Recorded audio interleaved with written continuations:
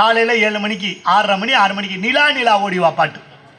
பையில தூக்கி வச்சுக்கிட்டு இவ்வளோ சோறு 3 முட்டையை வச்சு அவன் நிலா நிலா ஓடிவா அப்படின்னா அந்த பையன் தெரியாமல் நிலா நிலா ஓடி அப்படின்னு வாயை திறக்கிறா. ஒரு சோறு 1 முட்டையை உள்ளே குத்தி விட்டு அவன் பாதி முழுங்காமல் இருக்கும்போது அடுத்த லைனை போடுறாங்க, நில்லாமல் ஓடிவா அப்படின்னா அவன் பாதி முழுங்காமல் நில்லாமல் ஓடி அப்படின்னா இன்னொரு சோத்தை உள்ளே போட்டு முட்டையை குத்தி விட்டு பாட்டை முடிச்சு விட்டா வகுறு இத்தனை இருக்குங்க. திங்கக்கிழமை 2 நாளாக 1க்கும் போல் 2க்கும் போல் ஒரு டையை இங்கனக்குள்ளே ஒரு பெல்ட் கட்டுறாங்க.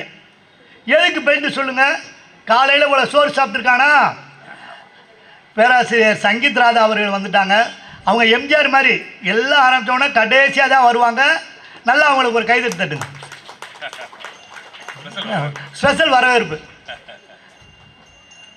நல்லா இவ்வளோ சோறு சாப்பிட்ருக்கானா? பகுத்துலேருந்து கீழே இறங்கக்கூடாதுன்றதுக்காக பெல்ட்டு. நல்ல சோறு இங்கே சாப்பிட்டுருக்கானா? வாந்தி பத்தில் கூட அந்த டையை போட்டு சூக்ஸை பாட்டு மாட்டுனா இந்த பஸ்ஸில் 6:30 மணிக்கு ஏற்றுறோமா, பஸ்ஸில் ஏற்றி விட்டு அம்மாவும் அப்பாவும் எங்கள் அம்மாவுக்கு டாட்டா சொல்லு.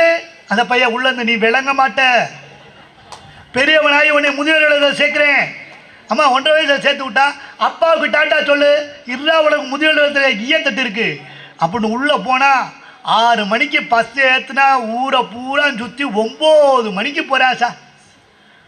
போனால் இவன் காலையில் இவ்வளோ சோறு முட்டை நல்ல 4 முட்டையை சாப்பிட்டேன்னா நல்லா வகுறு உப்பி டங்கிட்ட மரம் அடிக்குது வகுறு. 2 நாளாக ஒன்றும் போகலை. மூக்கை இப்படி ஒழுக விட்டுக்கிட்டு இருக்கான் பாவம். உள்ளே போனால் யாரும் தப்பாக நினச்சிடாங்க. நான் இப்போ பேச உள்ள ஆந்திரா பக்கம், தமிழ்நாடே இல்லை. ஆமாம், அது வேறு வம்பு. ப்ரைவேட் ஸ்கூலில் டீச்சர்லாம் எங்கேயா செலக்ட் பண்ணுவாங்களோ தெரிலங்க. 5 ஸ்டார் ஹோட்டலில் ரிசப்ஷனிஸ்ட் மாதிரியே இருக்குங்க. ஒரு அம்மாவெலாம் முடிய பூரா மூஞ்சியில் தொங்கப்பட்டு வாங்க வாங்க அப்படின்னு பையில போக மாட்டேன் பேயிட்டு அம்மா இதாண்டா டீச்சரு அப்படின்னா அந்த அம்மாவுக்கு கையையும் காணா ஒன்றையும் காணா. உள்ளே போனால் இவனுக்கு வகுர் 2 டங்கு டம்மரை அடித்து உட்கார முடியலை. முதல் பீரியட் இங்கிலீஷ் அந்த அம்மா ஆரம்பிக்குது. பி போட்டுச்சுல, இவன் டவுசரை கழட்டிட்டான். டீச்சர் நோ பை சிட்டவுன் பட்டனை கழட்டிட்டான். மிஸ் போடுது பி போட்டது பி அப்படின்னு டீச்சர் ஓய் சிட்டவுன் நோ சிட்டவுன். அடுத்து பி ஓ அப்படின்னு டவுசரை கையில் வச்சுட்டான். Teacher no bye sit down. Y போட்டு பி ஓ ஒய் பாய் அப்படி இல்லை டீச்சர் ஓய் no boy no you say boy அப்படின்னு. இது பாயின்னாவே ஆயின்னு அதுக்குன்னே ஒரு ஆயமா வச்சுருக்காங்க. ஆயமா போனோன்னா ஆயமாட்ட போய் ஆயமாண்ணா ஏன்டா 2 நாளாக போகாமல் ஏன்டா இங்கே வந்து நிற்கிறீங்க? ஏற்கனவே 22 பேர் நிற்கிறான்டா.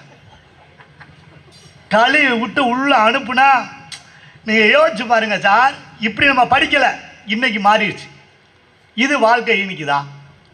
இன்னொன்று நானும் தான் சார் +2 படித்தேன். நீங்கள் படித்தீங்களா மேடம்? அம்மாவெல்லாம் பிஹெச்டி முடிச்சு இன்னொரு பிஹெச்டி ட்ரை பண்ணிக்கிட்டு இருக்காங்க. அப்போ பார்த்துங்க எம்பிட்டு பெரிய படிப்புன்னு. ஆனால் நீங்கள்லாம் நாங்களும் தான் சார் +2 படித்தோம். ஆனால் இப்போ இருக்க அநியாயம் மாதிரி அநியாயமே இல்லைங்க. நீங்கள் +2 படிக்கிற வீட்டை பாருங்களேன், இலவு வீடு மாதிரியே இருக்குது. பேப்பர் அப்படின்றான் கத்தாதீங்க. ஏன் பையன் +2னா அவன் வந்து பேப்பர் போடக்கூடாதா? பால் கத்தாதீங்க. ஏன் பையன் +2? ஃபோன் வருது, ஹலோ உங்கள் தாத்தா செத்துட்டாரு, நாங்கள் வரமாட்டோம். ஏன் பையன் +2? ஏன் பையன் +2 தாத்தா சாகக்கூடாதா? அப்பா கூப்பிட்டு சொல்கிறாரு, டே நீ எப்படியாவது டாக்டர் ஆயிரு, அம்மா நீ எப்படியாவது இன்ஜினியர் ஆயிரு, அவங்க பாட்டி நீ எப்படியாவது வக்கீல் ஆயிடுறா. 3 ஒருத்தர் எப்படிங்க 3 அவன் மொத்தத்தில் லூஸ் ஆயிடுறான். வீடே டென்ஷனாக இருக்கு, இவன் ஹாப்பியாக இருக்கான். படிப்பு. நான் எல்லாத்துக்கும் சொல்கிறேங்க, எல்லாத்துக்கும் ஒன்று சொல்கிறேன். படிப்பு மட்டுமே வாழ்க்கையில் ஒருத்தர் படிப்பு தேவை. படிப்பு மட்டுமே ஒரு மிகச்சிறந்த மனிதனாக மாற்றி விடாது. இதுக்கு தான் கைதட்டணும். எல்லிஸ் மக்கள் ரொம்ப அறிவார்ந்த மக்கள்ன்றதுனால சொல்கிறேன்.